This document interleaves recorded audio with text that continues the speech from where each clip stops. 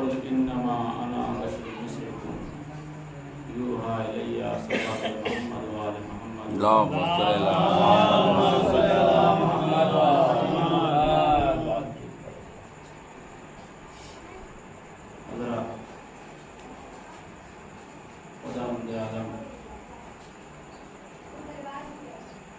अपनी किताब में इरशाद फरमा रहा है, कुल इन्नमा अना बशरुम मिस्लुकुम, ऐ रसूल इनसे कह दो कि मैं तुम्हारी तरह बशर हूँ।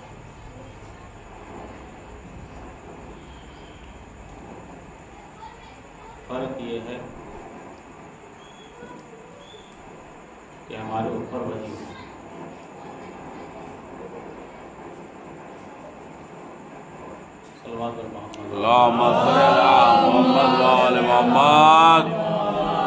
कहा कितनी सस्ती, कहा जनाबे आदम जब इस दुनिया में आए और हमने जनाबे आदम को मान लिया और मानने के बाद हम मर गए, जन्नती हो गए। जनाबे आदम सिर्फ आए और हमने आदम को माना और हम मर गए तो हम क्या हो गए? जन्नती हो गए। कहा नहीं, आदम के बाद अब शीश भी आ गए। कहा आप शीश को भी मानो। पहले आदम को माना, अब किसको मानना है? शीश को ही मानना है, तभी जन्नत मिलेगी। शीश को मान के मर गए तो हम जन्नती हो गए। फिर कहा जैसे जैसे अब नबी आते रहे वैसे वैसे हर नबी को मानना है, और जिस नबी का जमाना है, मूसा का जमाना है, मूसा को मानो, मर जाओ, जन्नती हो गए। ईसा का जमाना आया, ईसा को मानो, ईसा को मान के मर गए तो क्या हो गए? जन्नती हो गए। यानी जैसे जैसे नबी आ रहे हैं वैसे वैसे जन्नत क्या होती जा रही है? महंगी होती जा रही है। रसूल इस्लाम सल्लल्लाहु अलैहि वसल्लम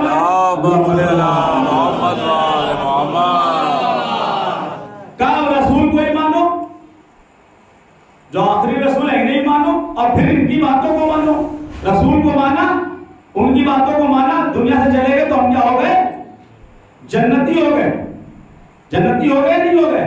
अब कहा रसूल ने कहा कि अब नमाज पढ़ो, नमाज का हुक्म आ गया तो अब नमाज भी मानना है। नमाज को मान लेते, इस दुनिया से चले जाते तो क्या हो जाते? जन्नती हो गए। अब कहा नहीं, रोजे का भी हुक्म आ गया, अब नमाज भी मानना है, रोजा भी मानना है। रोजे को मान लेके चले जाते इस दुनिया से तो क्या हो जाते? जन्नती हो जाते। कहा नहीं, अब हज भी मानना है, हज के अहकाम आ गए, हज को मान लेते, इस दुनिया से चले जाते तो क्या हो जाते? जन्नती हो जाते। कहा नहीं, अब क्या है? खुम्स भी मानना है, जिहाद भी मानना है। जैसे जैसे मसाइल आगे बढ़ रहे हैं वैसे वैसे जन्नत महंगी हो रही है। और एक मुकाम वो आ गया कि रसूलुल्लाह ने कहा कि अब अली की विलायत भी मानना है। क्या कहा कि अब अली की विलायत भी मानना है। यानी अली को अल्लाह का हुक्म आया कि अली को क्या मानो? मौला मानो। अगर गदीर से पहले मर जाते तो जन्नती थे। अब गदीर के क्योंकि बाद मरना है, जो मरेंगे उन्हें क्या है? गदीर को मानना है। यानी मौला कायनात को अपना मौला, यही तो कहा था कि मन कुन तो मौला हो फाजा अलीउल मौला, जिसका मैं मौला हूं उसके आयत के तेवर देखिए। या अय्युहर रसूल बल्लिग मा उनज़िला इलैका मिन रब्बिक व इन लम तफ़अल फमा बल्लग़्ता रिसालतहु व यास्मुका मिनन नास। ऐ रसूल, वो पैगाम पहुंचा दीजिए जो आपके रब की तरफ से आपके ऊपर नाजिल किया जा चुका, और अगर आपने वो ना पहुंचाया तो गोया आपने रिसालत का कोई काम अंजाम नहीं दिया। तो अजीज़ान गिरामी, रसूल सब कुछ पहुंचा चुके हैं। नमाज, रोजा, हज, ज़कात, अम्र बिल मारूफ, नही अनिल मुनकर, नबियों का आना, सारी चीजें रसूल ने पहुंचाई। लेकिन अल्लाह के तेवर क्या है कि रसूल अगर ये न किया तो गोया तुम्हारी रिसालत खत्म। यानी नमाज पहुंचाई, ना रोजा पहुंचाया, ना हज पहुंचाई, ना ज़कात पहुंचाई, ना हम, यानी रसूल की रिसालत खतरे में है। क्या कहा? अगर तुमने ये ना किया तो तुम्हारी नबुव्वत खत्म, तुम्हारी रिसालत खत्म। तो अज़ीज़ान गिरामी, जब ऐलाने मौलाए कायनात, ऐलाने विलायत अली के बगैर रसूल की रिसालत खतरे में हो जाए तो फिर हमें माने बगैर हमारी इबादतें कैसे कबूल हो जाएंगी? सल्लल्लाहु अलैहि वसल्लम।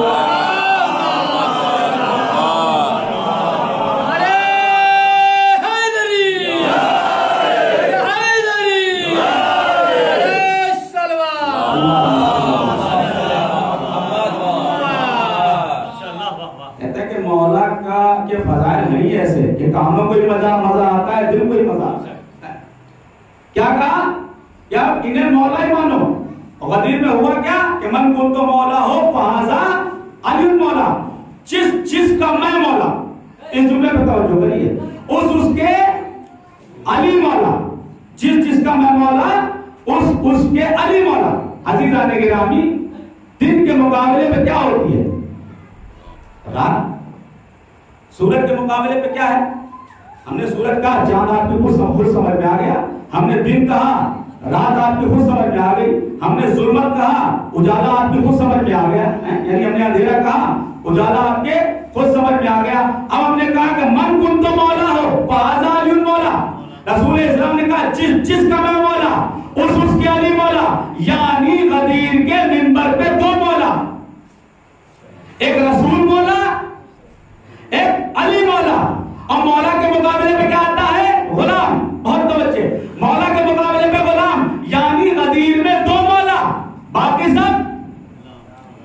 सब क्या हुए? गुलाम। यानी गदीर में दो मौला है, बाकी जितने भी सवा लाख हाजी, जितने भी हाजी हो, वो सब क्या है?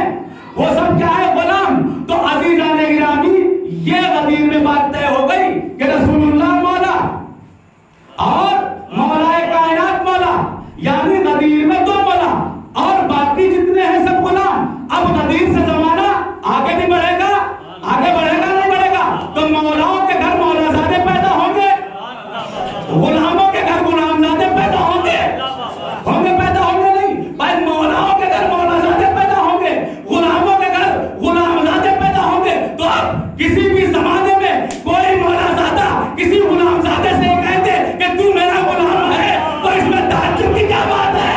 सल्लल्लाहु मोहम्मद वाले मोहम्मद।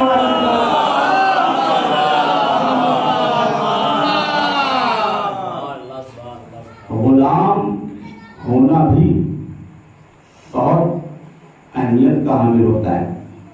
अहले बैत का गुलाम होना भी बहुत अहमियत का हामिल है। अहले बैत भी अहले गैरों को अपना गुलाम नहीं बनाते, क्योंकि अगर जिसको अहले बैत अपना गुलाम कह दे, समझ लो क्या है, उसे जन्नत की रसीद, जन्नत का परवाना मिल गया। यही वजह है कि कुछ लोग बादशाहत को छोड़ के अहले बैत के दर पे गुलामी करने के लिए आए। कुछ लोग बादशाहत को छोड़ के अहले बैत के दर पे गुलामी, और ये बात हम ऐसे नहीं कह रहे हैं, बहुत से लोग मिलेंगे कि जिन्होंने बादशाहत को छोड़ा है और इस दर पे किस लिए आए हैं? गुलामी करने के लिए। दूर ना जाइए, जनाबे फिजा को देख लीजिए, जनाबे फिजा को देख लीजिए, हबश की मलिका हैं और हुकूमत करती हैं, बादशाह की बेटी हैं, हुकूमत करती हैं, लेकिन तख्त भी छोड़ दिया, ताज भी छोड़ दिया, हुकूमत भी छोड़ दी। आई कहां? अहले बैत के दरवाजे पे। हमने कहा ऐ फिजा, तुम अहले बैत के दरवाजे पे आ गई, यहां तुम्हें क्या मिला? कहा जारूब कशी। क्या मिला? जारूब कशी। हमने कहा हुकूमत को छोड़ा, तख्त को छोड़ा, ताज को छोड़ा, और तुम्हें यहां झाड़ू मिली, तुम यहां झाड़ू लगा रही हो। तो जनाबे फिजा कहेंगी तुम अहमद हो गए हो, तुम अहमद हो गए हो। हमने तख्त और ताज आसानी से नहीं छोड़ा, हमने हुकूमत आसानी से नहीं छोड़ी भाई। हम अभी तक हुकूमत दुनिया वालों पे करते थे, अभी तक हुकूमत हम जमीन वालों पे करते थे, लेकिन जब से इस दर पे आ गए तब से हमारी हुकूमत आसमान वालों पे भी होने लगी है। तब से हम आसमान वालों पे भी हुकूमत करने लगे हैं। अभी तक हम जमीन वालों को खाना खिलाते थे, अब से हमारी पकी हुई रोटियां आसमानों पे भी जाएगी। तो ये कौन है? ये गुलाम है। गुलामों का मर्तबा यही है कि जिससे अहले बैत अलैहिस्सलाम अपना गुलाम कर ले, बना ले, उसका इस दुनिया में क्या उस दुनिया में भी कोई कुछ बिगाड़ नहीं सकता। जनाबे अबू दम्माम, बहुत मशहूर बात है, अबू दम्माम मौलाए कायनात के गुलाम। आप गलियों में कूचों में कहते फिर रहे अबू दम्माम अल हक व मा अली अल अली माल हक, अली हक के साथ हैं और हक अली के साथ है। बादशाह ने मनादी करा दी थी कि अली के फजाइल कोई नहीं पढ़ेगा, लेकिन उसी मनादी में चौराहे के ऊपर अबू दम्माम मौलाए कायनात के फजाइल बयान कर रहे हैं कि अली हक के साथ है। हक किसके साथ है? अली के साथ है। लोगों ने जनाबे अबू दम्माम को पकड़ा, कौन है? मौला का गुलाम है, और पकड़ने के बाद बादशाह के पास ले गए। जब बादशाह के पास ले गए तो बादशाह ने कहा कि मैं तुम्हारा बुरा हाल करूंगा, आज से तुम अली का नाम लेना छोड़ दोगे। बादशाह ने अपने मुलाजिमों से कहा इतना मारो कि मर जाए। वो अपने गुलामों से कहा कि इसको इतना मारो कि ये मर जाए। अब लोगों ने मारना शुरू कर दिया दरबार। इतना मारा कि अबू दम्माम जो है वो ऐसा लगा कि अबू दम्माम मर गए। अब अबू दम्माम इस दुनिया में नहीं है। तो कहा कि अब इसका क्या करें? लोगों ने कहा जाओ इसे इसके घर के बाहर फेंक के आ जाओ। अबू दम्माम को घर के बाहर फेंक के लोग चले गए। अबू दम्माम मरे नहीं थे, बल्कि उनको ये लगा कि अबू दम्माम मर गए। अबू दम्माम बेहोश हो गए। उसी बेहोशी में मौलाए कायनात तशरीफ लाए और लाने के बाद कहा अबू दम्माम तुमने हमारे इश्क में क्या हाल बना रखा है?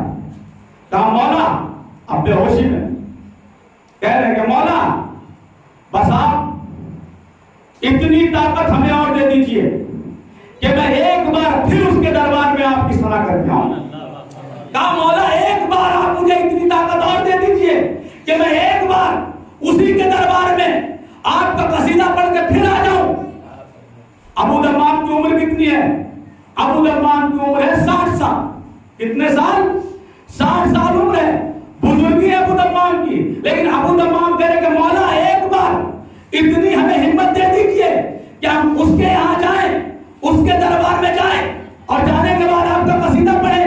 एक मर्तबा ख्वाब के आलम में, बेहोशी के आलम में मौलाए कायनात ने अपना हाथ उनके सर पे फेरा। अब अबू दम्माम के सारे जख्म ठीक हो गए।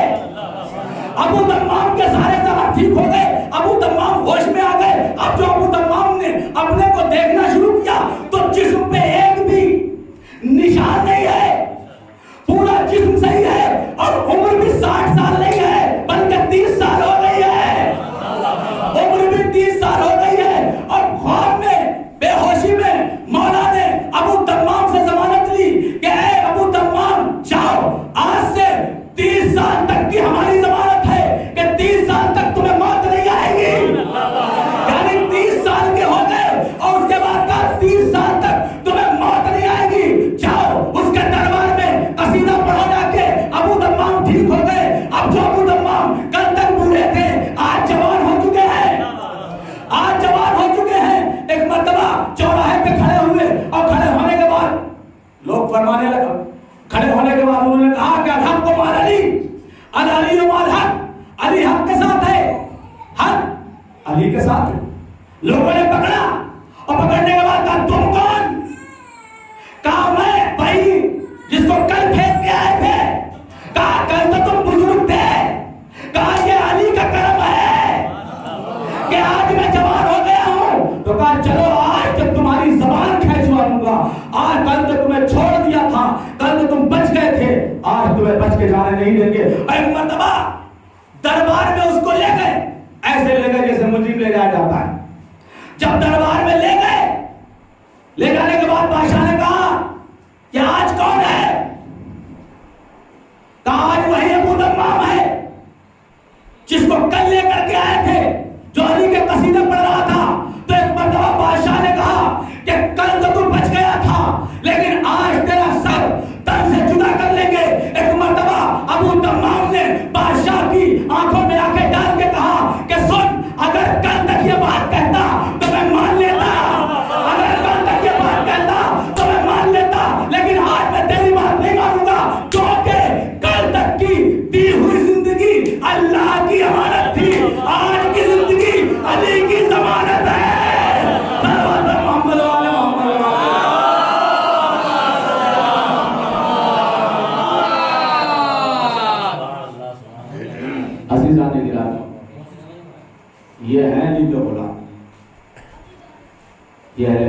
नहीं है, बल्कि अहले बैत के गुलाम हैं। और गुलाम भी वाकई अगर दिल से मोहब्बत अहले बैत से हो जाए, आज टाइम देखते नहीं कौन बैठे मालूम चाहते सल्लल्लाहु अलैहि मोहम्मद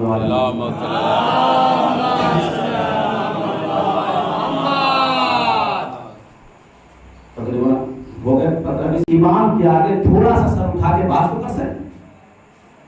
इमाम जब हमसे मांगे तो हम उन्हें कुछ तो दे सके, वरना फिर वही बात है, शिफात रखी की रखी रह जाएगी, इमाम शिफात बात नहीं करेंगे।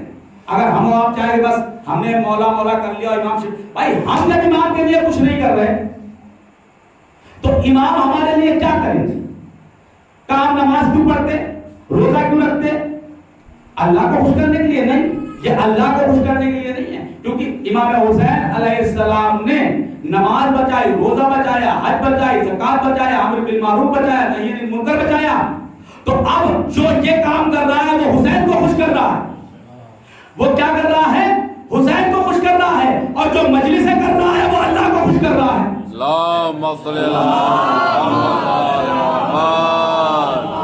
क्योंकि अल्लाह ने कहा कि तुमने हमारा जिक्र बाकी रखा, हम तेरा जिक्र बाकी रखें। तो अज़ीज़ान गिरामी, कहने का मकसद ये है कि अगर गुलाम बन गए सही से, तो हमने अभी कहा कि इसी दुनिया में हम वो देखेंगे जो हमारी ज़ाहिरी आंखें नहीं देखती। शेख हुसैन का जमाना है, नजफ में आप दर्स दे रहे हैं, शेख हुसैन नजफ में दर्स हो रहा है, बूढ़े बूढ़े भी आपके दर्स में आ रहे हैं, जवान जवान भी आपके दर्स में आ रहे हैं।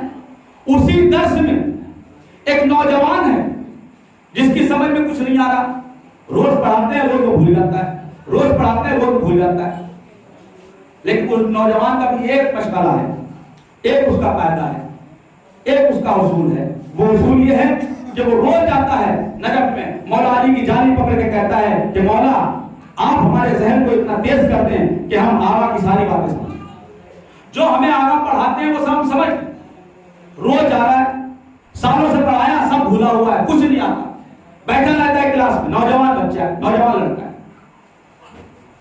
एक दिन मौला कायनात उस नौजवान के ख्वाब में आए और आने के बाद उसके कान में बिस्मिल्लाहिर्रहमानिर्रहीम की तिलावत कर दी।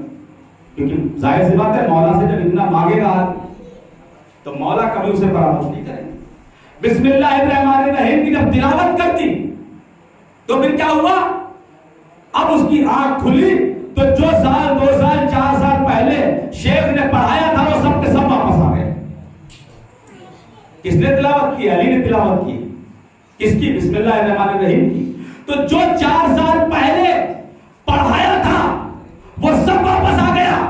अब वही नौजवान जब क्लास में गया दूसरे दिन तो क्या माजरा है? जो कल तक बोलता नहीं था आज शेख से बहस कर रहा, आज शेख से बहस कर रहा है, शिकों पे शिकें निकाल रहा है। शेख ने सोचा कि जो बच्चा कल तक बोलता नहीं था आज तो हमसे बहस कर रहा है और जरा सी बात के कई कई सवाल, कई कई गोशे पैदा कर रहा है। तो शेख समझ गए। एक दिन हुआ बहस करते हुए, 2 दिन हुआ बहस करते हुए, शेख को पहचाने, अली के गुलाम ऐसे होते हैं। अभी शेख को कोई खबर नहीं है, लेकिन शेख समझ गए। अली अभी तक शेख को किसी ने नहीं बताया कि हुआ क्या है। जब तीसरे दिन भी उसने बहसों को मुबाहिसा किया तो एक मर्तबा शेख ने सबसे कहा जाओ तुम्हारी छुट्टी हो गई, सबके सब छुट्टी में चले गए। शेख ने उस नौजवान को रोक लिया। रोकने के बाद शेख अपने लब उस नौजवान के कानों के पास ले गए। ले जाने के बाद कहा ऐ मेरे बेटे, जिसने तेरे कान में बिस्मिल्लाह पढ़ी है उसने हमारे कान में सूरह अल-हम्द पढ़ा है। क्या पढ़ा है उसने? सूरह अल-हम्द पढ़ा है। ये कौन है?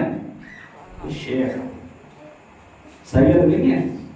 हम लोग किस पे फख्र करते हैं कि साहब सैयद के घर में पैदा हो गए, बस हमारे लिए काफी है। वहां अमल देखा जाएगा। वहां क्या देखा जाएगा? अमल देखा जाएगा। अमल अगर अच्छा है तो चाहे किसी भी जात से हो, चाहे शेख हो, चाहे सैयद हो। अगर अमल अच्छा नहीं है तो चाहे जो कुछ भी हो, क्योंकि जाहिर सी बात है कि अगर नबी की बात नबी का बेटा ही क्यों ना माने, अगर नबी की बात नबी का बेटा ही क्यों ना हो, वो अगर ना माने तो अल्लाह क्या कहता है कि जहन्नमी है। भाई जो डायरेक्ट नबी का बेटा है, कोई बीच में गैप नहीं है, उसे तो अल्लाह कह रहा है कि अगर इसने बात ना मानी तो ये क्या है, ये जहन्नमी है नू, ये तुम्हारे नुत्फे से है ही नहीं, ये तुम्हारे सुर से है ही नहीं। क्या है ये? जहन्नमी है। क्यों? क्योंकि नबी की बात नहीं मानी। एक डायरेक्ट बेटा, तसल्सल डायरेक्ट है, कोई वक्फा नहीं है। उस बेटे के लिए अल्लाह कह रहा है कि देखो इसने बाप की बात नहीं मानी, इसने नबी की बात नहीं मानी, इसलिए ये क्या है, ये जहन्नमी है। तो हमें तो सदियां गुजर गई भाई, सैयद में बहुत सा फासला आ गया है, हमें तो सदियां गुजर गई। अब अगर हम अपने बाप की बात ना माने, यानी नबी की बात ना माने, अली की बात ना माने, तो हम कहां से जन्नती हो जाएंगे? तो अज़ीज़ान गिरामी, कहने का मकसद ये है कि इंसान को सोच समझ के आमाल करना चाहिए। आमाल पे अपने इतराना भी नहीं चाहिए और आमाल को खत्म भी नहीं करना चाहिए। अगर इंसान अपनी जिंदगी ऐसे गुजारेगा जैसे अहले बैत ने गुजारी, जैसे अहले बैत का बताया हुआ तरीका, जैसे अहले बैत ने कहा, तो सही बात है, मरने के बाद इंसान कितने दिन तक सही रह सकता है? बताइए, ईमान से बताइए, मरने के बाद इंसान कितने दिन तक सही रह सकता है? बहुत ज्यादा, बहुत ज्यादा 3 दिन 4 दिन 5 दिन के बाद कीड़े लगने लगते हैं। होता नहीं है, महीना भर के बाद जिस्म खत्म हो जाता है, सिर्फ हड्डियों का ढांचा बचता है, उसके बाद हड्डियों का ढांचा भी खत्म होने लगता है, यानी 2 3 4 साल में कुछ भी नहीं बचता है, मिट्टी हो जाता है, मिट्टी। क्यों? क्योंकि ये हमारे अमान है। लेकिन शेख सदूक अलैहिर्रहमा की जब वफात हुई और उनको रखा गया, वफात हुए 14 साल गुजर गए। कितने साल? 14 साल। उनकी कब्र में पानी आया, उन्होंने दूसरे आलिम दीन से कहा कि हमारी कब्र में पानी आ गया है, लिहाजा हमें दूसरी जगह मुंतकिल करो।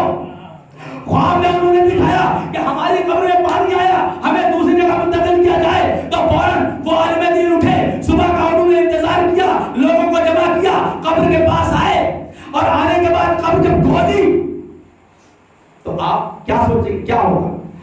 जो उन्होंने मेहंदी लगा रखी थी, उस मेहंदी का कलर नहीं उतरा था। तो ये क्या है? कहा ये अमल की मंजिल है। अगर अमल अच्छे हैं तो फिर इंसान को मरने से डरने नहीं चाहिए, क्योंकि यहां से अच्छी भी जिंदगी इंसान को वहां मिल जाती है। मरने से वही डरता है जिसके अमल अच्छे नहीं। लिहाजा इंसान को चाहिए कि हमें जिंदगी ऐसे गुजारना चाहिए जैसे अहले बैत अलैहिस्सलाम गुजारे। नमाज रोजा, हम नमाज को हल्का न समझे, बिल्कुल नमाज बहुत जरूरी है, क्योंकि नमाज के बारे में है कि इन रुद्दत मा सिवा वा इन क़बिलत मा सिवा। अगर नमाज कबूल हो गई तो सारे अमाल कबूल हो जाएंगे, नमाज रद्द हो गई तो सारे अमाल रद्द हो जाएंगे। ये किनके लिए है? कि उनके लिए जो नमाज पढ़ते हैं। भाई कबूल ना कबूल उन्हीं की होगी जो पढ़ते हैं, उन्हीं के लिए हदीस है कि अगर नमाज कबूल हो गई तो सारे अमाल कबूल, अगर नमाज रद्द तो सारे अमाल रद्द। तो जो पढ़ते ही नहीं, उनका कबूल का मसला ही नहीं है, तो उनके तो सारे अमाल वैसे ही सब रद्द हो जाएंगे। तो अज़ीज़ान गिरामी, कहने का मकसद ये है कि अहले बैत अलैहिस्सलाम ने हमसे जो कहा है कि करबला में इमाम हुसैन अलैहिस्सलाम ने क्या किया, आखिरी सजदा इसीलिए इमाम ने ताकि उम्मत देखे ना कि जो इमाम तीनों की बारिश में नमाज पढ़ रहा है, क्या उसके चाहने वाले इतनी आसानी से नमाज फरामोश करते हैं? हाँ, अज़ादारान मज़लूम करबला, बस आपकी रहमत तमाम। कौन है कि पंजतन की आखिरी करनी है? इमाम हुसैन अलैहिस्सलाम का इम्तिहान खत्म हो गया, ज़ैनबो के कुलसूम का इम्तिहान शुरू हो गया। हाँ, अज़ादारान मज़लूम करबला, रिवायतों के जुमले हैं कि ख़याम में आग लगा दी गई, हाँ अज़ादारों बीवियों से चादरें छीनी जाने लगी। रिवायतों के जुमले हैं कि शिब्र में चाहा सकीना से गोशवारे छीने।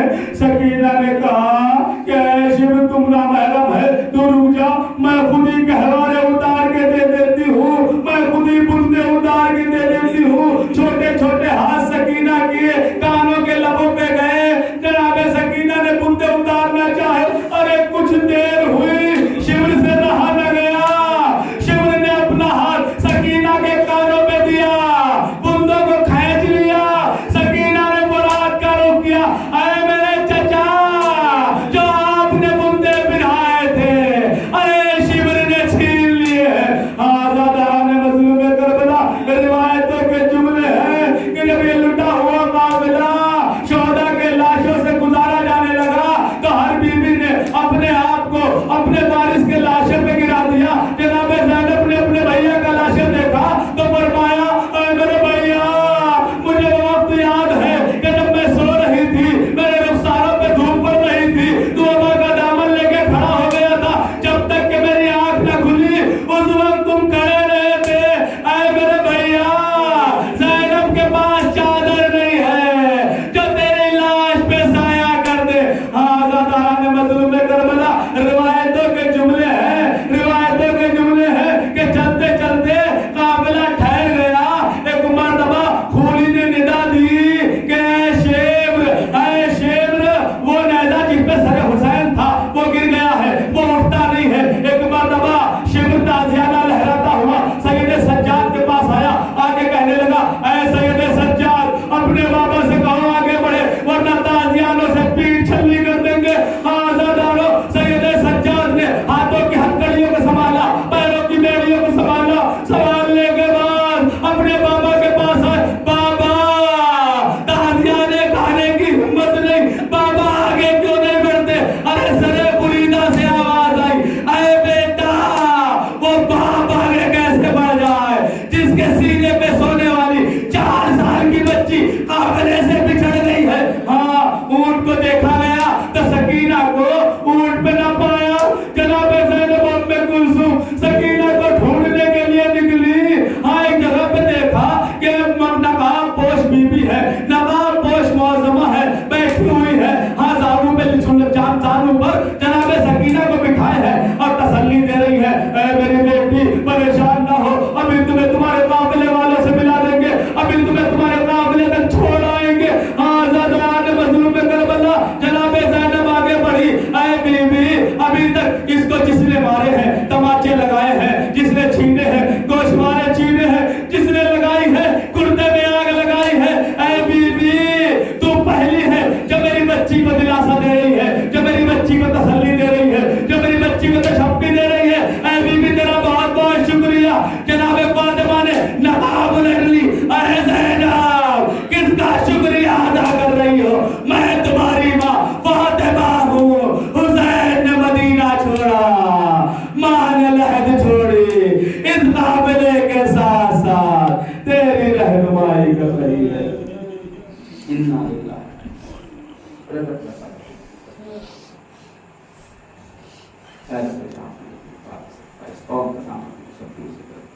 बच्चों को गुणों का